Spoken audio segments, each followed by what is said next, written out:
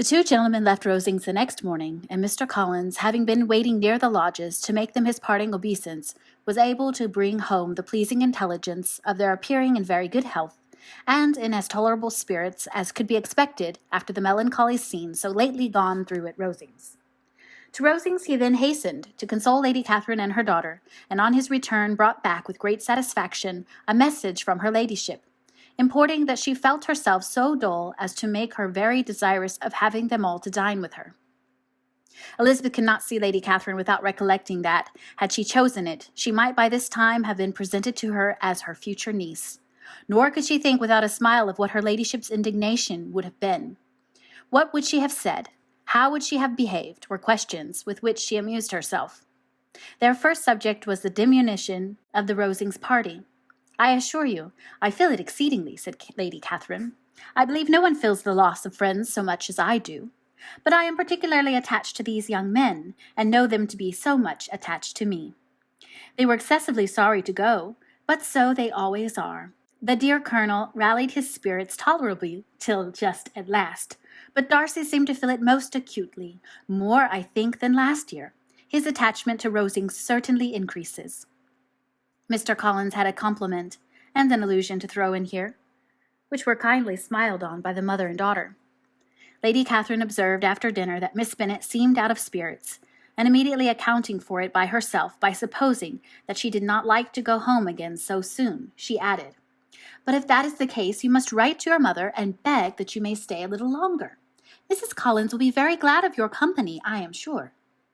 "I am much obliged to your ladyship for your kind invitation," replied Elizabeth, "but it is not in my power to accept it. I must be in town next Saturday." "Why, at that rate, you will have been here only 6 weeks. I expected you to stay 2 months. I told Mrs. Collins so before you came. There can be no occasion for your going so soon. Mrs. Bennet could certainly spare you for another fortnight." "But my father cannot. He wrote last week to hurry my return." "Oh, your father of course may spare you if your mother can. Daughters are never of so much consequence to a father. And if you will stay another month complete, it will be in my power to take one of you as far as London, for I am going there early in June for a week. And as Dawson does not object to the barouche box, there will be very good room for one of you, and indeed, if the weather should happen to be cool, I should not object to taking you both, as you are neither of you very large." "You are all kindness, madame, but I believe we must abide by our original plan." Lady Catherine seemed resigned. "Mrs. Collins, you must send a servant with them. You know I always speak my mind, and I cannot bear the idea of 2 young women travelling post by themselves. It is highly improper. You must contrive to send somebody. I have the greatest dislike in the world to that sort of thing. Young women should always be properly guarded and attended, according to their situation in life. When my niece Georgiana went to Ramsgate last summer, I made a point of her having 2 men servants go with her. Miss Darcy, the daughter of Mr. Darcy of Pemberley, and Lady Anne could not have appeared with propriety in a different manner. I am excessively attentive to all those things. You must send John with the young ladies, Mrs. Collins. I am glad it occurred to me to mention it, for it would really be discreditable to you to let them go alone." "My uncle is to send a servant for us." "Oh, your uncle! He keeps a manservant, does he? I am very glad to have somebody who thinks of these things. Where shall you change horses?" "Oh, Bromley, of course." "If you mention my name at the bell, you will be attended to." Lady Catherine had many other questions to ask respecting their journey, and as she did not answer them all herself, attention was necessary, which Elizabeth believed to be lucky for her, or with a mind so occupied she might have forgotten where she was. Reflection must be reserved for solitary hours whenever she was alone. She gave way to it as the greatest relief, and not a day went by without a solitary walk, in which she might indulge in all the delight of unpleasant recollections. Mr. Darcy's letter she was in a fair way of soon knowing by heart. She studied every sentence, and her feelings towards its writer were at times widely different. When she remembered the style of his address, she was still full of indignation, but when she considered how unjustly she had condemned and upbraided him, her anger was turned against herself, and his disappointed feelings became the object of compassion. His attachment excited gratitude, his general character respect, but she could not approve him, nor could she for a moment repent her refusal, or feel the slightest inclination ever to see him again. In her own past behavior, there was a constant source of vexation and regret, and in the unhappy defects of her family, a subject of yet heavier chagrin. They were hopeless of remedy.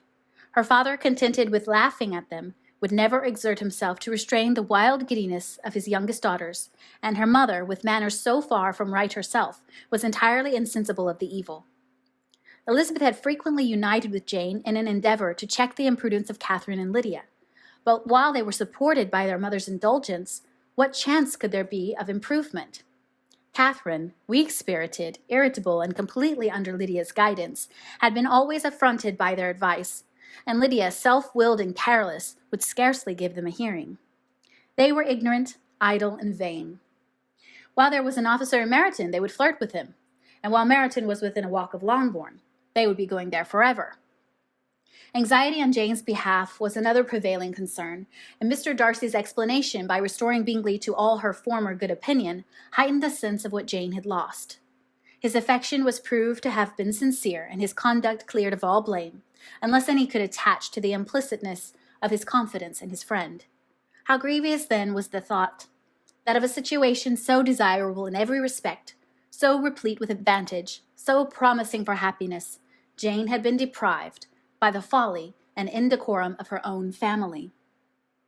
When to these recollections was added the development of Wickham's character, it may be easily believed that the happy spirits which had seldom been depressed before were now so much affected as to make it almost impossible for her to appear tolerably cheerful. Their engagements at Rosings were as frequent during the last week of her stay as they had been at first.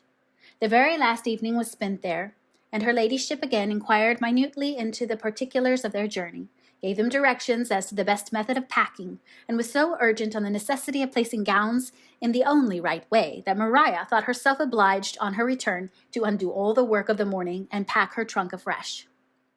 When they parted, Lady Catherine, with great condescension, wished them a good journey, and invited them to come to Hunsford again next year, and Miss de Bourgh exerted herself so far as to curtsy and hold out her hand to both.